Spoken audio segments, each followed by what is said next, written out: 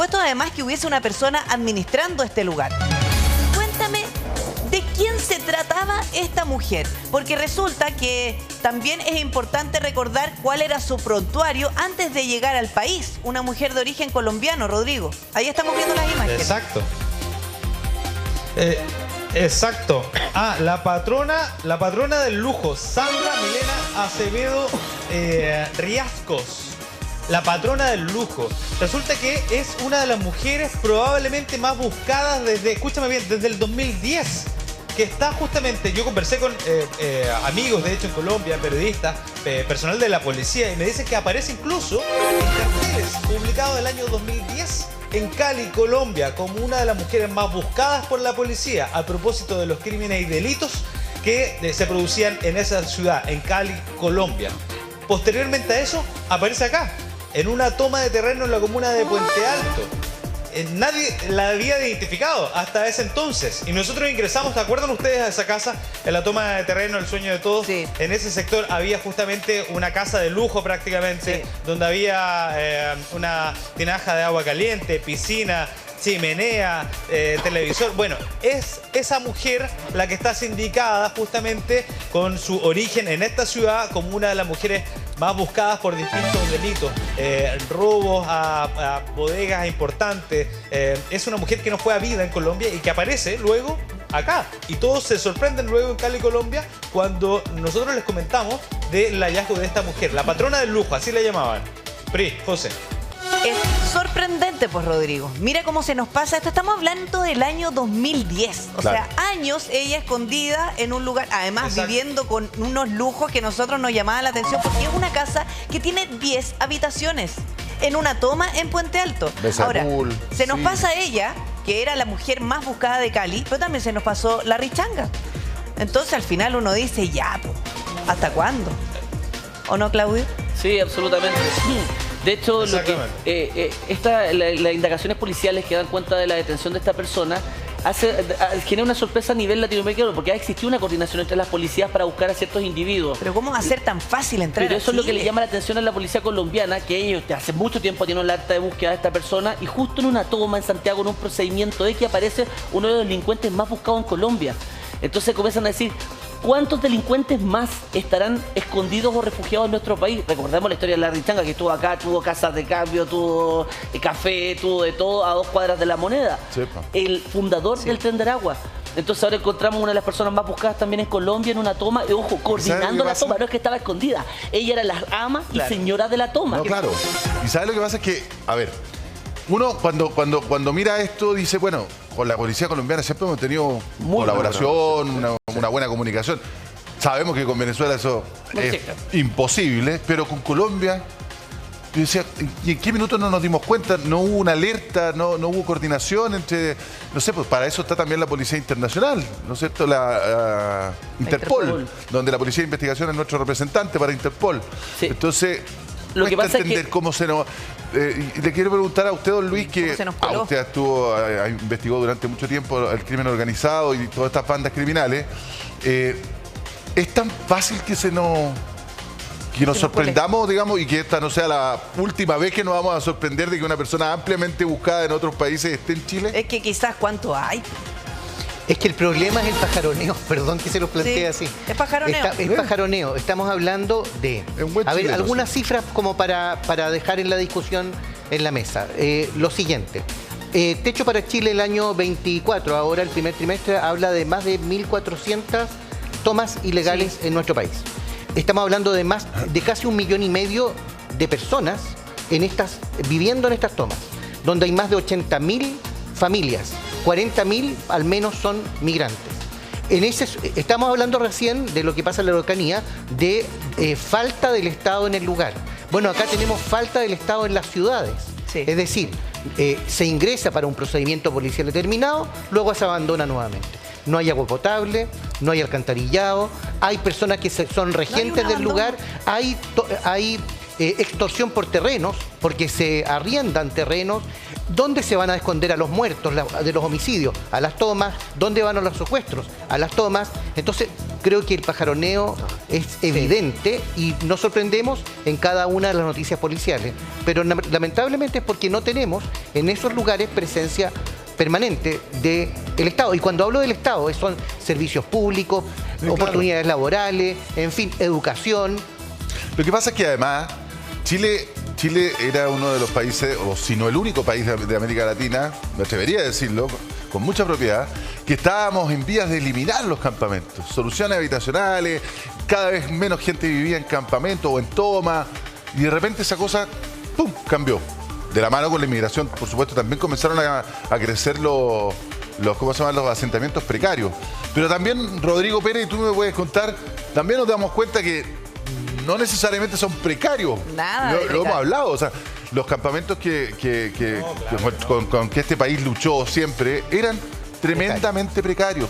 Piso de tierra, gente que vivía con oye, material ligero. Muy ligero. Ahora vamos a las tomas y perdóname, una casita que se quisiera cualquiera en Lo Barnechea, ¿o no, Rodrigo? Exacto, a ver, sigue siendo precario para las personas que le tienen que pagar prácticamente la cuota, la vacuna, a quienes administran los campamentos. Antes nosotros teníamos campamentos que eran de igualdad de condiciones para todos. Hoy día lo que tenemos es que hay administración de estos campamentos, de estas tomas de terreno, que además de cobrarle vacunas a quienes viven ahí en ese sector, además de eso, bueno, se dedican al crimen organizado. Incluso usted lo sabe, ¿no? Ha habido casas de tortura instaladas en tomas de terreno. Sí. Para eso se está utilizando justamente estos sectores. Y quienes viven con miedo son los que viven precariamente, que tienen que pagar justamente la vacuna al resto. Ahora, Rodrigo, ¿cómo se organiza? ¿Cómo llega esta mujer además a hacerse de la toma? Porque además uno la ve salir y dice, ¿cómo va a ser tan intimidante que iba por casa? ¿Qué? ¿De qué forma ellos se adueñan del lugar y obligan a las personas, finalmente someten a las personas a pagarle una mensualidad? No, según la investigación, de hecho, no es ella sola, sino que se trata justamente de una banda articulada que someten al campamento precario, con personas de escasos recursos, que finalmente se ven bajo la ley de la protección, entre comillas, a través del cobro de una vacuna. Se cobraba esta vacuna, se cobraba la cuota como de gastos comunes. ¿Se recuerdan ustedes que la toma decían, no sé, nosotros pagamos gastos comunes? Por seguridad. Bueno, esta cuota de gastos comunes, exactamente por seguridad, se da después de una suerte de intervención de un grupo externo de personas armadas que llegan en vehículos y que amenazan a los pobladores de esta toma. Luego de eso, entonces, se articula, se organiza y se justifica la presencia entonces de la seguridad, se hace necesaria. Y ellos finalmente administran esta suerte de gastos comunes, cerca de 5 millones de pesos. Nosotros de hecho calculábamos ese día que recibían de manera mensual, solamente por el concepto del guardia, de los guardias que estaban ahí instalados. Pero usted sabe que esto es muy violento por lo demás. Si llegan personas con fusiles armadas a tomarte el terreno y lo logran ahuyentar, evidentemente no fue con el diálogo. Evidentemente también necesitaban ejercer la violencia. Y es eso justamente lo que está investigando la policía a través de la fiscalía, luego del allanamiento de 22 domicilios. Dentro de estos 22 domicilios, uno que era el llamativo, el lujoso, que tú te diste cuenta, las dimensiones eran increíbles. 10 dormitorios, administrados justamente por una mujer buscada por la policía, que le habían puesto, de hecho, un monto por, escúchame bien, 200 millones de pesos en el año 2010 por información que diera con su paradero en Cali, Colombia. Cali, Colombia, increíble. Y que aparece en la comuna de Puente Alto. Oye, es que lo que pasa es que uno se queda pensando, don Luis, ¿por qué Chile es tan atractivo? Porque yo no sé si usted podría tener la sospecha, o la podríamos tener todos, de que no es la única líder o único líder de una banda que está en Chile escondido y no sabemos. ¿Por qué es tan atractivo nuestro país? Por la multiplicidad de oportunidades de negocios. Estamos hablando de negocios como extorsiones, como secuestros vinculados a esto, como tráfico de droga. Chile es un alto consumidor de droga. Hace poco se incautó, estoy hablando del fin de semana pasado, en más de 90 kilos de ketamina en Arica, por vía marítima. En Chile existen oportunidades de negocios internos y también la posibilidad de sacar drogas hacia el extranjero, de hacer negocios con otros países, digamos. En consecuencia, estos mismos focos de abandono del Estado, de los campamentos, la vinculación entre la migración irregular, ilegal, la economía informal, es decir, los préstamos ilegales, porque estamos hablando de un segmento de personas que no tiene acceso. No está bancarizada. No tiene acceso al mercado formal de crédito, es decir, y por eso son víctimas de extorsión de un grupo de personas que les pasa dinero, pero son usureros, pero además los extorsionan, los amenazan, en definitiva, y eso queda ahí. Es un sector donde no gobierna, por así decirlo, el Estado ni sus servicios públicos. En consecuencia, si permitimos eso, es un gran sector, un gran país para hacer negocios también en materia criminal. El paraíso, porque incluso no tiene ninguna barrera para entrar. Porque resulta que además, Rodrigo, esta mujer entró con sus papeles, con su identidad, entró como corresponde, como cualquier ciudadano lo haría. Pero eso nos pilló pajareando, como dice don Luis. Exacto. A ver, en buen chileno, nos pilló pajareando. Y te agrego otro argumento más de por qué es tan atractivo Chile. En Cali, Colombia, a mí me tocó estar realizando reportaje. Imagínate tú, identificando y entrevistando escuelas de sicarios, donde le enseñaban a niños de 8 años montarse en la moto y cómo era cometer su primer homicidio. Me tocó entrevistar a niños de 12 años cargando un arma. Y esas personas, en aquel entonces, año 2016-2017, me decían, para nosotros es un tremendo negocio ir a Chile. Nos pagan el avión, vamos, cometemos el homicidio, en ese tiempo era sicariato. Cometemos el homicidio, nos montamos en el avión, nos regresamos. Si es que por alguna razón nos pudiesen llegar a pillar en Chile, una cárcel en Chile ni se compara, ni se parece a una cárcel en Colombia. O sea, todo. ¿Te das cuenta? Mira, entrar, instalarse, esconderse y hasta si los pillan es mejor que en otro país. Entonces no hay donde perderse. Exacto. Y nos hemos sorprendido porque se han generado las condiciones. Exacto, justamente eso es lo que decía. Sí. Se han generado las condiciones, como digo, para que esas oportunidades de negocios criminales se vayan incentivando y fomentando. Reitero, el tema de los campamentos es un gran punto, desde el punto de vista que reproduce, no estoy hablando de la gente en precariedad, estoy hablando de cómo se gestionan, de cómo el Estado permite, con su ausencia, que se gestionen a través de redes criminales y que se gobiernen por ellos. Y yo diría que ese crecimiento ha sido exponencial, como ha sido exponencial el consumo de droga en nuestro país y, en definitiva, digamos, una serie de sustancias que se están consumiendo y el mercado de la trata de personas, el tráfico ilícito de inmigrantes, el mercado de... Todo eso va generando un gran negocio criminal a través que se va incluso formalizando a través del lavado de activos, con las cuentas RUT. Estamos hablando de que hoy día tanto la Fiscalía como Carabineros y las policías en general tienen mucho más trabajo que hace 6 años atrás. Claro. Sí, lo que muchísimo pasa más trabajo porque efectivamente los crímenes son más brutales. Y es verdad, porque finalmente como que nuestro sistema no está preparado para este tipo de criminales, cómo ingresa, cómo se instalan y cómo operan aquí. Porque resulta que además el fiscal nacional, Ángel Valencia, declaró lo siguiente: simplemente no la habíamos detectado y no la estábamos buscando. Y eso demuestra que nuestros sistemas de cooperación policial y judicial todavía dejan mucho que desear. Dice que nos falta mucho para avanzar en aquello, bueno, que hay de sentido común y básicamente es lo que está pasando. ¿Y sabe por qué lo planteo? Porque no necesitamos crear un sistema de inteligencia para tener, porque basta con que ingrese una persona a Chile, aunque esté todo regular. Oiga, ¿quién es? Google, nombre, y aparece. O sea, no necesito nada del otro mundo ni generar nuevos sistemas de inteligencia para determinar que esta mujer era la más buscada de Cali. Entonces, además, ella se instala acá y me imagino que también es fachada porque tenía un negocio de congelados, de mariscos congelados, piratas, creo que se llama.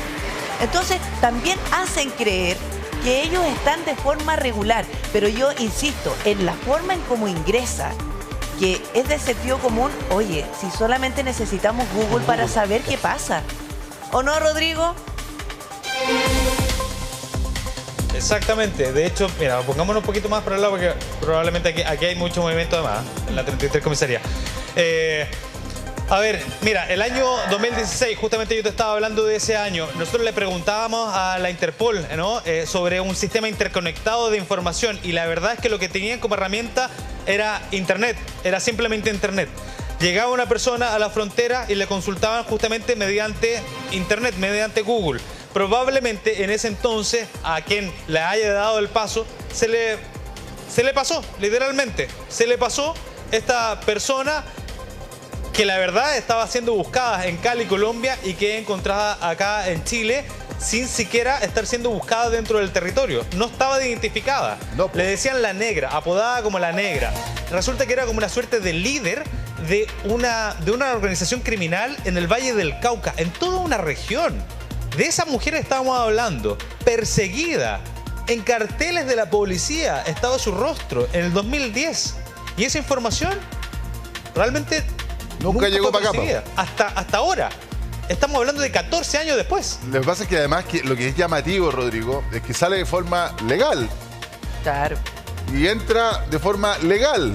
O sea, pasó por todos los controles que los estados tienen, digamos, para verificar sus fronteras. Desde el punto de vista de una persona que es ampliamente buscada en Colombia, es raro que salga de forma legal. Por eso quiere decir que no tenía ni un arraigo. No había una alerta tampoco puesta en el aeropuerto. Entonces, cuando pase su pasaporte, que le vaya muy bien, señora, disfrute sus vacaciones, supongo. Y acá pasa el pasaporte, bienvenida, señora, que lo pase regio, digamos. Sí, por eso no es descabellado pensar que cuántos líderes de bandas criminales hay en Chile. Pero además, en la misma situación. Además, entiendo que ella tenía residencia. Y para obtener residencia, supongo yo que hay filtros también. Claro. No es solamente el tiempo, o sea, no solamente la cantidad de tiempo que tú llevas acá, sino que yo me imagino que hay filtros para poder optar a la residencia. Una visa de trabajo, no tengo idea, pero hay un procedimiento para eso. Entonces, y en ningún minuto saltó la luz de alerta. Mira, ella es Sandra Milena Acevedo Riascos, que apodada la patrona del lujo, pero también aquí tuvimos a Larry Changa, que es uno de los líderes del Tren de Aragua, creador del Tren de Aragua, El Estrella, que está preso, también líder del Tren de Aragua, Satanás, y así suma y sigue. Podemos tomar contacto con José María del Pino, porque con esta información, José María, finalmente estamos comprobando que todo lo que hemos conversado parece que es la evidencia de que estamos siempre paviando. Y nos pasa esto. Hola, Pri. Hola, Repe. Saludos al fiscal Toledo. No sé si se habrá leído la semana pasada. Le publicamos en Reuters ahí sus cuñitas sobre el Tren de Aragua en inglés. Le voy a mandar el link después por interno fiscal. Gracias, José. Quiero partir diciéndoles que ahí quedó la dirigenta de la toma, ¿no? Nosotros tuvimos aquí un contacto y los vecinos nos decían que era una dirigenta, que la habían elegido, que era una buena persona, y la verdad es que ese mismo día con Claudio, cuando veíamos las imágenes del operativo, nos dimos cuenta inmediatamente que aquí habían una serie de elementos propios del crimen colombiano. Preguntamos por los precursores químicos que se encontraron dentro de la casa, por el armamento, por el tipo de lujo que se ostentaban, porque ahí el fiscal también lo va a corroborar, pero el crimen venezolano, el multicrimen venezolano, no ostenta así. No genera esta suerte de dominio territorial para demostrarle a los vecinos y a los niños que este es un camino en el fondo de riqueza y ostentación. Es otra modalidad. El crimen colombiano sí, es más parecido, digámoslo, como a Pablo Escobar, ¿no es cierto? Claro. Y ella responde a esta lógica, y quiero aclararle varias cosas súper importantes. Seguramente ella ingresa a Chile antes de que las mismas investigaciones en Cali arrojaran cuál era su rol dentro de una organización criminal. Y ahí tenemos un problema en términos generales con los líderes de organizaciones, que es que hasta que las investigaciones no arrojan los nombres y no se decretan los arraigos, las personas pueden transitar libremente por los aeropuertos. Eso puede ser una respuesta. Y eso le puede haber generado una salida a Colombia sin problema. La Fiscalía de Colombia opera más o menos similar a la Fiscalía de Chile. No es para nada una mala fiscalía, pero muchas veces la información de inteligencia tú la consigues a destiempo. Tú primero desbaratas, vas tirando el hilo, llegas a los líderes de la organización y cuando ya sabes los nombres, seguramente esos líderes que ya les habían empezado a desbaratar su operación, ya abandonaron el país. Ahora, ¿por qué se viene ella a Chile? Y aquí quiero separarlo y distinguirlo con Larry Changa, con el caso de Satanás.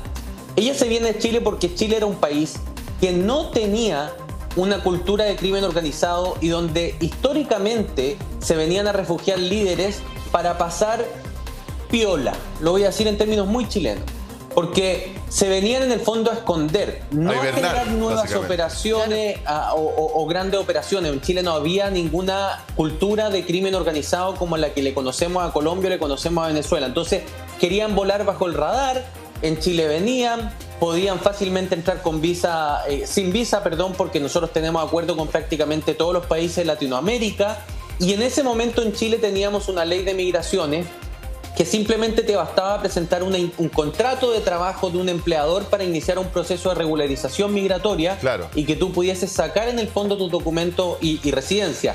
Ese era un decreto que venía desde la dictadura, que hacía muy fácil a los migrantes poder legalizarse en Chile y poder insertarse, incluso para constituir empresas o para tener contratos. Era legislación de los años 70, cuando la migración no era un problema. Todo lo contrario, los chilenos salían más de lo que venían para acá, ¿o no, don Luis? Así es. Y entonces, más que volando bajo, aprovechó la oportunidad a la ventanita que tuvo nomás esta señora.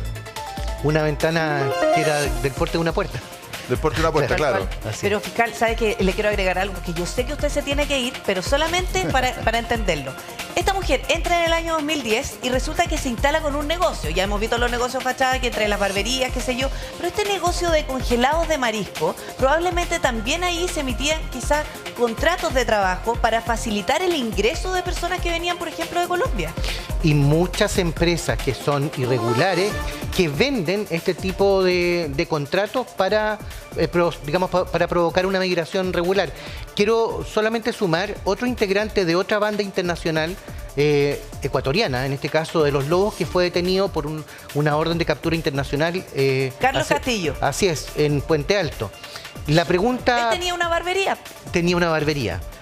Algunos son peluqueros, otros venden marisco. Sí. En definitiva, Priscila, con eso, frente a su pregunta, ¿cuántos más? Es que no lo sabemos. Porque además lo sorprendemos por otras causas. Esta cuestión fue mala suerte para ella, suerte para la policía, porque no estaba en la vista de nadie. Y lo que dice José María es súper importante, que depende de la cultura criminal que traigan. Efectivamente, la cultura colombiana es demostrar la ostentación, el lujo, y eso usted lo puede encontrar incluso, yo recuerdo una conversación con un juez belga, que por Google usted ve dentro de las tomas las mejores casas. Oiga, si Google es una gran herramienta y no la usamos. Que todo lo sabe, claro. Usted puede levantar efectivamente cuáles son las mejores construcciones, y en términos concretos la información puede, por lo menos inicial, está. Pero yo creo que ahí hay un tema de déficit, de coordinación, de orientación investigativa en diversas causas y de coordinación entre las instituciones del Estado que hemos conversado tanto, que es inexistente en algunos casos. Es lo que hablamos un rato, don Luis, porque uno va a las tomas, o sea, la toma de Cerrillo es una broma. O sea, las casas ahí son increíbles. Está urbanizada, además. Pero que son fantásticos. Lo mismo en las lejanías sólidas y con todo el estilo. Además, por ejemplo, hay incluso según los barrios, según nacionalidad. Y uno va al barrio dominicano y es como estar en Santo Domingo, básicamente. Hasta con los colores de la casa y la forma. La forma de la casa, muy caribeño, muy de su país. Y claro, pues uno tiene que preguntarse también, más allá de lo ilegal de la toma, bueno, ¿cuál es el negocio, digamos? Claro, ¿en qué lo sustentan? ¿Cómo logran esa calidad de vida? Porque en definitiva no es a través de subsidios, claro. Es a través de un negocio criminal en algunos de los casos que convenientemente, digamos, además que también es necesario investigar. Es una gran oportunidad. ¿A qué voy? Que efectivamente el crimen organizado se esconde detrás de la vulnerabilidad de la gente que efectivamente tiene que vivir en campamento. De las necesidades. O toma, se esconden ahí, se ponen al medio. Ella, en la mitad de Puente Alto, en un sector apartado. Nosotros para llegar a esa casa con Rodrigo Pérez, nosotros digo la mosca arriba del cacho el güey, Rodrigo para llegar allá, tuvo que caminar cualquier cantidad, ¿se acuerdan, no? Sí. Estaba bien al fondo. O sea, no era detectable a simple vista. Repe. Cuéntame, José María. Mira, quiero agregarle algo. Este caso es la mejor prueba de cómo mutó el crimen en Chile.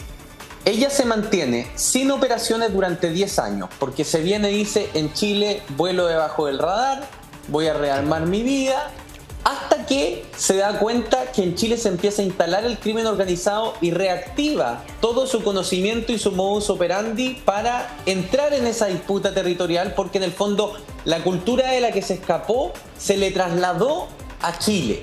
Y ella empieza a operar en Chile, y por eso yo hacía la distinción. Ya. Una cosa es ella, que viene primero a esconderse, y otra cosa muy distinta es la Richanga, Satanás, el Estrella y otros líderes que vienen a iniciar operaciones en Chile. El Estrella y la Richanga vinieron como punteros en el fondo de una operación que se venía a instalar a Chile, sobre todo la de la Richanga, que llega primero que su organización y, ¿no es cierto?, saca documentos para poder crear estas empresas fachadas para generar el lavado de activos y empezar a adelantar el trabajo de los que llegaron detrás de él. Pero este caso es súper importante porque ella llegó hace 14 años a Chile y estuvo 10 años sin ninguna actividad ilícita que se le conociese en la investigación vigente. Bueno, supuestamente. Y eso es lo que nosotros tenemos que averiguar. Porque más allá de seguir sorprendiéndonos y seguir sumando esta larga lista de delincuentes que están ligados al crimen organizado y que están instalados en Chile hace tantos años, tenemos que saber cómo actuar, o sea, cómo aprendemos de esa mala experiencia. Yo quiero agradecerle a usted, don Luis Toledo, siempre con su experiencia nos aporta en esta conversación. Sé que se tiene que ir, pero siempre es un gusto conversar y aprender de usted. Prisi Repi, muchas gracias por la invitación, que esté muy bien. Que le vaya muy bien. Nos vemos, Oye, ¿qué es lo que hacemos? Porque al final, Claudio, si ya nos pillaron paveando o pajareando, pero si seguimos aquí sumando, porque tal como nos decía don Luis Toledo, pues también se suma Carlos Castillo, que es un sicario de los Lobos, de origen ecuatoriano, y también estaba muy instalado en Chile. Ese es el problema, que todos los operativos investigativos que estamos llevando a cabo, en definitiva, están dando resultados de que pensamos que iba a encontrar delincuencia común y corriente, y nos hemos dado cuenta de que tenemos casi a los cabecillas de todas las bandas de crimen organizado de nivel internacional en nuestro país radicada.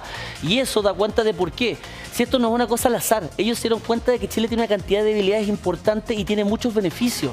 Entonces, en definitiva, tienes una gran permeabilidad, una frontera que no existe, tienes un sistema económico muy fructífero, tienes una serie de beneficios de carácter documental para las exportaciones, para hacer movimientos, donde las exportaciones chilenas son bien vistas, son de los containers que menos se revisan. Te das cuenta que aduanas no existe, que no existen controles aduaneros. Entonces, al final teníamos un escáner a nivel nacional. Ella, por ejemplo, se da cuenta que puede llegar, controlar un asentamiento territorial, establecer un asentamiento precario, transformarlo en lugares olvidados, en su pequeña villa, y en definitiva se da cuenta que están todas las posibilidades, todas las condiciones necesarias para que el crimen organizado que ha fructificado en otros países, ha avanzado de alguna forma, acá no estaba. Y nosotros se nos cuenta, mira, fíjate que esto está listo. Hay otras cosas también que hacen que todo esto sea tan atractivo. Porque, por ejemplo, los que asesinaron al teniente Ojeda entraron, les tenían preparada la logística, cometieron el crimen y se fueron. Qué horror. Como Pedro por su casa entran y salen de Chile. Exacto. Entonces, con esas garantías, porque además, convengamos que los están buscando fuera de Chile, no los están buscando acá. Y hay otra cosa, o sea, es tal la logística que tienen que no es un paso traumático. ¿A qué voy? No se imagina usted que estas personas que salen de Chile después de cometer un crimen andan con estas cosas en la conturbante, cruzando la frontera, hacia arriba de los cerros por el altiplano. No. Se van en su camionetita, bien acondicionada, con el alimento necesario que está ubicado en un sector, porque todo esto tiene una logística que está súper bien establecida. Los gallos entran y salen de Chile rápido, cómodos. ¿O no, José María? Repe, los gallos entran y salen de Chile en furgones, como si fueran micros. Exacto. Nosotros hemos detectado en el desierto chileno furgones que tienen recorrido con punto de partida en Bolivia y punto de entrega en Chile. Y horarios establecidos. Los tickets, los paquetes de migración irregular se venden como quien compra un pasaje en bus o un pasaje en avión. Y esas rutas se van modificando. Hemos visto tal nivel de descaro que hay ciertas rutas en el desierto de Chile que están marcadas con piedras como si fueran autopistas, para que las personas que manejan los furgones sepan cuál es el camino que los lleva a estos lugares. Quiero poner un punto sobre la mesa que creo que es súper importante. ¿Qué han hecho países de Europa? Porque a mí me gusta traer la experiencia aquí comparada, ¿no es cierto? ¿Qué hacemos? Y la pregunta que tenemos que hacernos como países, ¿qué diantres hacemos para no inventar la rueda? El problema que tiene Europa es que los migrantes están cruzando a través del Mediterráneo, ¿no es cierto?, en botes. Claro. Y ellos saben que muchos de esos migrantes no vienen necesariamente de Turquía, que es con el país que se tiene el acuerdo de reconducción, tal cual como Chile lo tiene con Bolivia, con Perú, pero con nacionales de esos países, o Estados Unidos con México. Si Estados Unidos pilla a un mexicano entrando, lo devuelve a México, pero México no le acepta a salvadoreño, guatemalteco, no le acepta a nadie. Bueno, Bolivia tampoco nos acepta a nadie, y el problema es que la mayor cantidad de flujos migratorios que cruza el desierto viene de Venezuela y viene de Colombia y República Dominicana en este momento en las estadísticas chilenas. ¿Ok? Esos son los 3 primeros países, ¿no es cierto?, de migración irregular. Y pasan por Bolivia. Entonces, ¿qué hace Europa, que tiene el mismo problema? Que no puede reconducir al país de donde proviene. Lo que hizo fue coordinarse para tener enormes asentamientos de migrantes. Y yo le pregunté en un momento a un experto, le dije, ¿pero ustedes tienen verdaderas ciudades de 15.000, 20.000 personas que cuestan millones de dólares? Sí, dice. Pero esto nos entrega tiempo, porque nosotros procesamos a esos migrantes, podemos estar muy seguros después de 1, 2, 3 meses si los podemos liberar hacia nuestra sociedad, porque ya les sabemos todo el prontuario, los investigamos, los huellamos, le hicimos el perfil biométrico. Los que realmente vienen con intención de aportar al país pueden pasar después de un tiempo, porque nos dimos cuenta, y ojo, pero se van con instrucciones. Usted puede vivir en tal región porque en tal región mi nivel de cesantía está bajo el 4%. Si usted vive en otro lado, yo no lo dejo entrar a mi país. Pero los liberan y los insertan en el mundo laboral sabiendo toda su historia. En Chile no. En Chile, para que sepan quienes nos ven en la casa, los migrantes que llegan se autodenuncian, es decir, van a la PDI a decir, señor, me vengo a denunciar que incurrí en una falla, en una falta, crucé ilegalmente el borde. Y una vez que se autodenuncia, entran a un proceso, pero quedan libres, o sea, pueden tomar un bus y venirse a Santiago. Y tú no sabes, la PDI en ese momento, el detective no tiene ninguna información de inteligencia para poder decirle sí, ok, siga, tome el bus a Santiago, o sabe que más que acá en un centro de retención. ¿Quién dice ser? Es vergonzoso. Si el problema, todo esto tenemos que entenderlo, insisto, yo no voy a estigmatizar. Hay muchos migrantes que vienen escapando, lo vimos ayer, de una dictadura feroz en Venezuela, que vienen en búsqueda de oportunidades para mandarle alimento y familia alimento y comida a sus familias, que viven en la desnutrición, que no tienen medicamento. Pero no podemos ser un coladero donde cualquier persona entre. Necesitamos saber identificar realmente quiénes están entrando a nuestro país. Ese es el tema, porque aprovechan de entrar con ese choclón de gente. Mira, Rodrigo Pérez, además, que estuvo reporteando, nos puede entregar más antecedentes, porque ¿en qué va esa investigación, Rodrigo? ¿Cómo desde el año 2010 va a tener los papeles limpios esta mujer, si ya venía del ámbito delictual y llega a Chile a instalarse? ¿Qué información manejas hasta ahora? Bueno, porque son delitos, a ver, estamos hablando de diversos delitos, desde porte ilegal de armas, estamos hablando de pertenecer a una organización criminal, estamos hablando de un robo importante a una bodega de DHL, además en Colombia, pero son todos delitos cometidos en Colombia. Entonces, bueno, aquí está, vamos a ver qué es lo que determina la justicia, si es que Colombia solicita la extradición de esta mujer, de Sandra Acevedo, a Colombia para responder por los crímenes y delitos cometidos entonces en el 2010, donde era buscada. Acuérdense ustedes lo que le estaba diciendo yo, ¿no? Una suma de 200 millones de pesos por quien brindara información sobre su paradero. Bueno, hoy día sabemos su paradero. Colombia podría eventualmente solicitar la extradición de esta mujer entonces para responder frente a la justicia en Colombia. Eso hasta ahora, la verdad, lo veremos, ¿no? Veremos si es que eso va a ser así o si es que finalmente se va a quedar en nuestro país ya siendo investigada por vamos a ver esta asociación que cobraba la suerte de vacuna dentro de la toma ahí en Puente Alto. Vamos a ver qué delito le imputa la fiscalía a ella, porque si tiene que responder ante la justicia chilena, lo más probable es que después de cumplir con el Estado chileno sea extraditada. Pero primero tiene que... Y por lo bajo tienes crimen organizado, tienes tráfico de drogas y tienes tráfico, ¿cómo se llama? Infracción de la ley de armas, que son penas altísimas. O sea, son todas privativas, estás hablando de penas arriba de los 10, 12 años de cumplir una condena aquí. Efectivamente. Y cuando esté por cumplirla, eventualmente, ya. si está requerida por el Estado colombiano, se le tiene que trasladar. Ahora, hay seguramente un problema de prescripciones ahí por los tiempos de los plazos de los ¿Qué es lo que pasa con muchos patos malos extranjeros en Chile que no los expulsan porque tienen que cumplir acá? Exactamente. Una vez cumplida la pena acá, Ahí recién se puede expulsan. Bueno. Pero es que si no se las llevan peladas, pues premio o castigo. Bueno, es que ese es el problema cuando están las expulsiones administrativas, que uno decía, acá dejar la mezco a nuestro país, y no es lo que decíamos nosotros, queríamos subir un país, mandarlos de vuelta con un pasaje pagado por todos los chilenos a su estado. No, primero que pasen por acá, paguen acá, tengan la cortesía de las cárceles chilenas, y luego que cumplan en Chile, ahí recién los mandamos a sus países de vuelta. Sí. Ahora, Rodrigo, tú que has estado en distintas tomas, porque resulta que también lo conversábamos aquí con don Luis Toledo, que es de sentido común que ni siquiera Google se utiliza al momento del ingreso de esta persona, porque bastaba con ingresar el nombre y sabíamos que esta mujer podría tener alguna, no sé, deuda con la justicia. Aunque José María del Pino dice, mira, a lo mejor estaba en proceso de investigación y todavía no estaba esta orden de captura. Bueno, vamos a creer eso. Pero cuando tú ingresas a una toma, porque esta cuestión ya es de manual y es un patrón que se va repitiendo, quien manda en la toma tiene distintas características su casa. Y cuando decimos que no ingresan el nombre a Google, tampoco, oye, no usamos ni Google Earth, porque eso también nos podría dar algún antecedente para determinar cuáles son las casas que están mejor instaladas en las tomas. ¿Quién es el que la lleva? Claro. Porque eso se nota. Aleu, tenía esta piscina. Sí. Tenía tinaja, tenía jacuzzi. Sí, claro, exactamente. Usted lo veía en Claudio ese día que les compartía mis imágenes aéreas que estaba realizando Darwin en el sector y las dimensiones de la casa. De hecho, a ver, la gente que vivía en la toma le llamaba la mansión.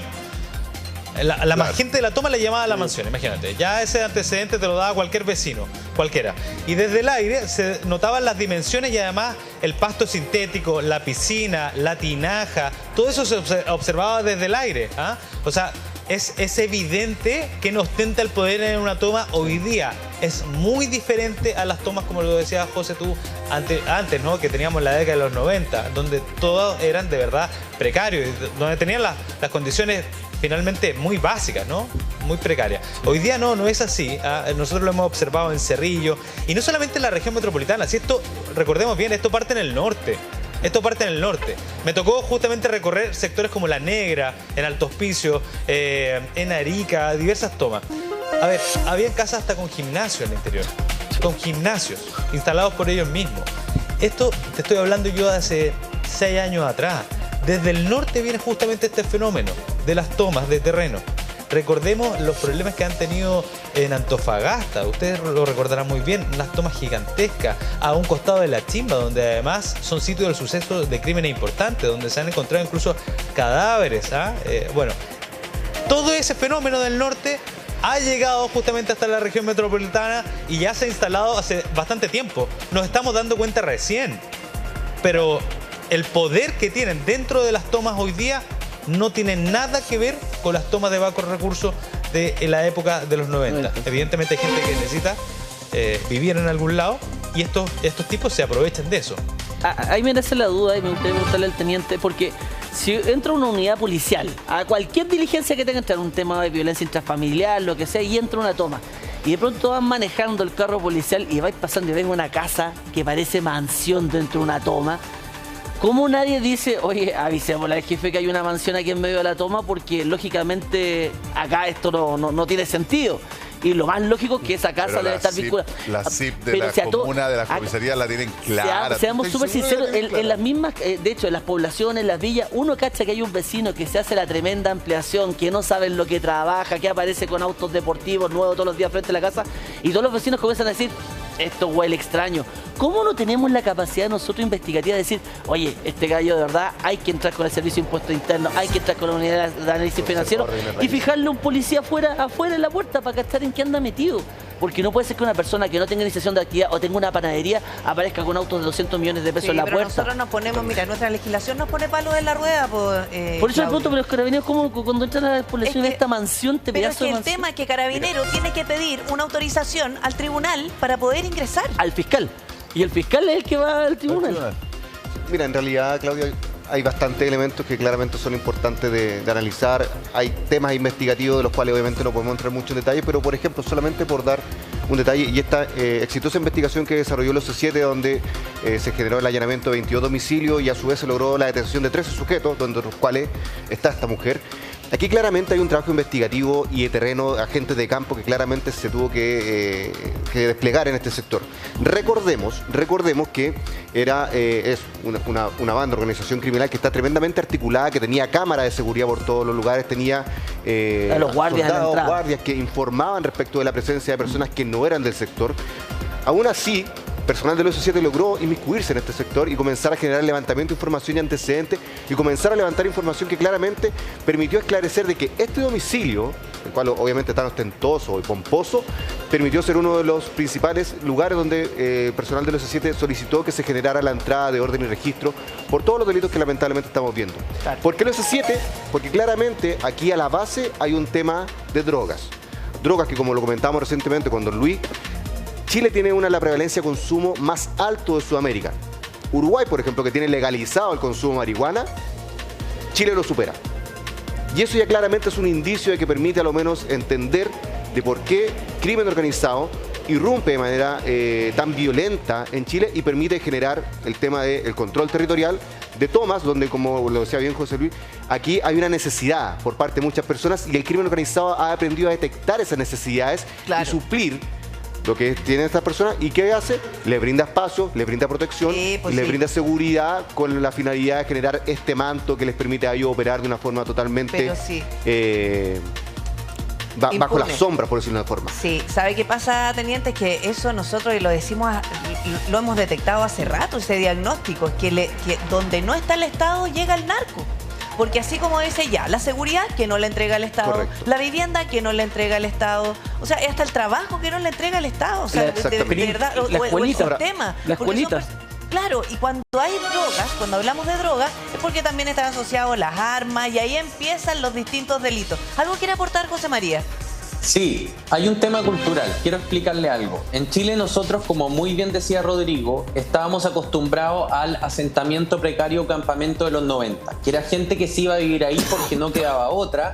Y después incluso se celebraban, ¿se acuerdan? Hacían fiestas cuando todos conseguían su casa y el campamento se radicaba. Sí, exacto. Era toda otra lógica. Sí. Ok. Lo que nosotros estamos viendo ahora es que las ciudades de países como Colombia, Venezuela y Centroamérica crecen a partir de la autourbanización.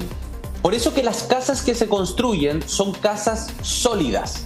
Son casas porque lo que pasa es que el Estado después, en vez de erradicar esto, llega y termina de urbanizar estos lugares que se han ido expandiendo en la ciudad. Y se regulariza. Entonces, lo que no podemos permitir en Chile es adquirir esa cultura de que el Estado al final este asentamiento informal te lo termina regularizando ante la incapacidad de poder moverlo. Por eso, la semana pasada yo le decía, bulldozer, retroexcavadora y abajo con todos estos lugares. Que sepan que en Chile no se va a autourbanizar. No hay posibilidad de que tú llegues y construyas tu casa y al final el Estado te la termine reconociendo. Porque si no, nuevamente, ahí sí que vamos a tener un caldo de cultivo para que se nos instalen estados paralelos dentro de nuestro propio territorio. Porque el origen es delictual. Si es por eso que nosotros no podemos permitir eso, el origen es terrible. A mí me da la sensación de que estamos en un punto súper difícil y complicado. ¿Cuántas personas, Rodrigo, tú seguramente tienes mejor memoria que yo, cuántas personas se calcula viven en la toma de Cerrillos, que está súper consolidado? O sea, hay ya más que bulldozer, hay que... no sé si me explico, o sea, la dificultad para un asentamiento tan grande es un desafío para el Estado. Absolutamente. El problema es que nunca debiste permitir que se establecieran de esa manera. Exacto, porque... Sí, Rodrigo. Exacto, porque no tiene albergues que den capacidad ni en la comuna y probablemente no en la región. Yo no recuerdo el número exacto, pero tiene unas dimensiones tales que, por ejemplo, no sé, yo recuerdo haber sobrevolado con un dron y nos costaba identificar dónde nosotros estábamos parados, a pesar de que el dron estaba sobre nosotros. O sea, son realmente demasiadas casas, demasiadas familias. No hay dónde albergarlos, es que eso se radica. No hay solución habitacional para personas que realmente lo necesitan. Por ejemplo, no hay forma, y ellos mismos lo saben. Y justamente lo comentaban, es exactamente así, la autourbanización es lo que ocurre en América Latina y es lo que probablemente se está instalando en nuestro país. En Cali, Colombia, existe un sector, este es el riesgo justamente del que estamos hablando. En Cali existe un sector que se llama Siloé. Siloé es un sector alto. En ese lugar se autourbanizó, de la misma manera que estaba hablando justamente recién en nuestro panel. Luego de urbanizarse, como están en alto, pueden observar perfectamente los movimientos de la policía. En el caso de la toma de Puente Alto, el sector indicaba pero perfectamente si es que había algún movimiento extraño, porque les daba esa visual. Les daba una visual privilegiada. Y esa toma estaba siendo dirigida por una persona buscada de Cali, Colombia. En Siloé hoy día, para que tú te hagas una idea, la policía prácticamente no puede entrar. Porque ya está totalmente... ¿Sabes lo que pasa, Rodrigo? Es que en esta es tan peligroso para la policía ingresar. Y eso es lo que tenemos que tratar de evitar que ocurra acá. Claro, porque esta autourbanización está al servicio del crimen organizado. Exacto. Entonces hacen calles donde no caben las patrullas, donde sea difícil de que la policía pueda ingresar con claridad, donde hay recovecos para poder huir, para poder hacer todo tipo de operación ilícita con droga, con armas, lo que sea, y que no se vea. O sea, la autourbanización está al servicio del crimen organizado. Exactamente. ¿O no, José María? José, sí, y quiero dar dos claves. Justamente diciendo José María.